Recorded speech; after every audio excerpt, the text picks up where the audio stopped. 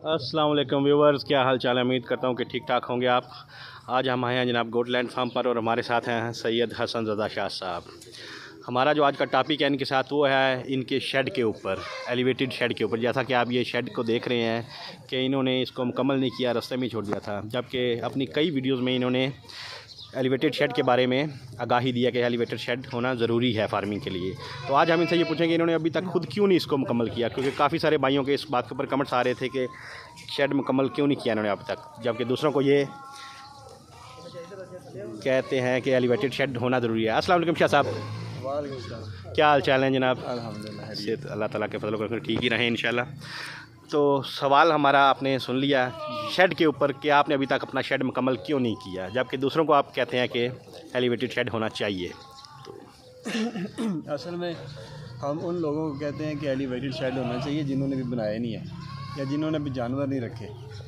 तो हमारे पास तो क्योंकि जानवर थे ना, तो इसलिए अगर हम अभी एलिवेटेड शेड यहाँ पे बनाना शुरू कर दें तो आप खुद समझते हैं कि बकरियाँ फिर जानवर कहाँ पे जाएंगे।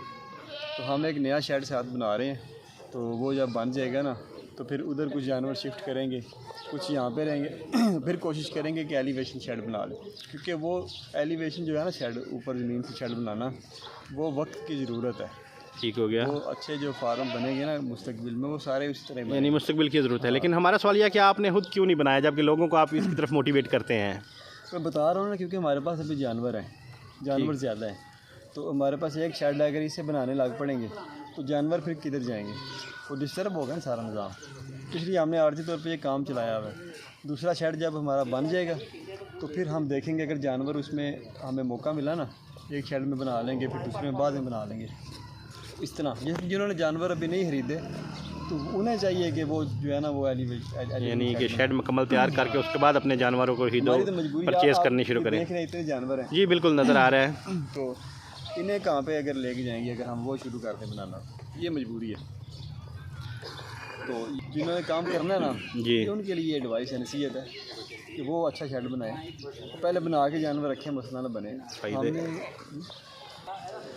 अच्छा, तो इसमें जो इसके ज़रूरी फ़ायदे होते हैं ना वो ये हैं कि जानवर बीमार नहीं होते, नीचे मिट्टी पे रहेंगे ना अगर, तो वो नीचे मिट्टी में आप समझते हैं जरासीम होते हैं। जैसे इधर देखें ना, आए दिखाते हैं, ये देखिए मिट्टी पे कितने जरासीम हो गए। जी बिल्कुल ऐसे ही नज़र आ रहा है, नीचे गंद बलात अक्सर हो जाता है।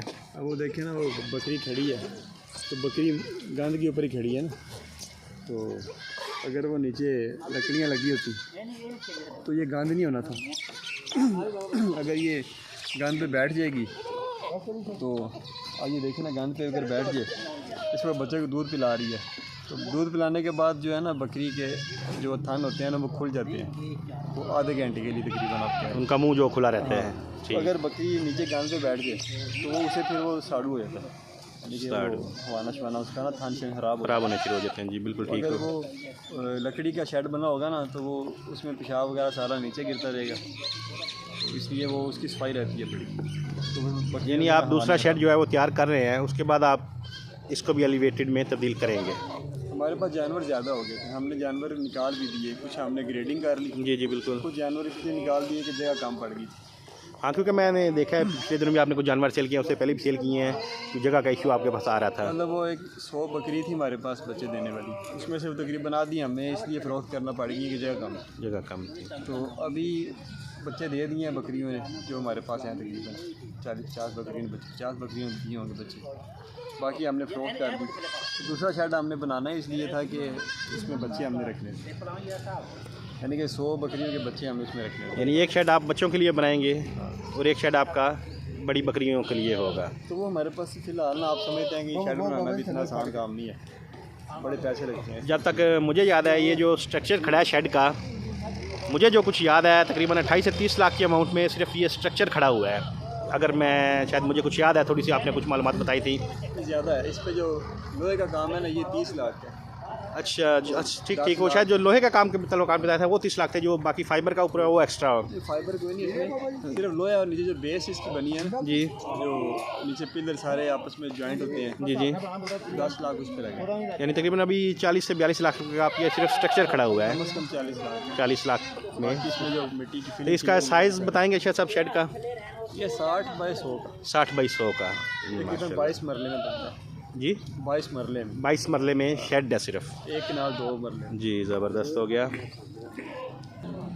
तो शाह साहब हमें थोड़ा सा कुछ बुनियादी जो है ना एलिवेटेड शेड के बारे में बताएं कि सफाई के हवाले से आप कहते हैं कि एलिवेटेड शेड में सफाई ज़्यादा रहती है, जबकि सफाई तो नीचे भी की जा सकती है, ज़मीन पे भी जानवर रहते हैं, आप डेली उनकी सफाई कर सकते हैं। इसमें देखें ना, इसमें हम तकरीबन आधा इंच का गैप रखते हैं फटी में, तो वो उसमें जो भी इनके खुजला होता है ना वो सारा नीचे चला जाता है।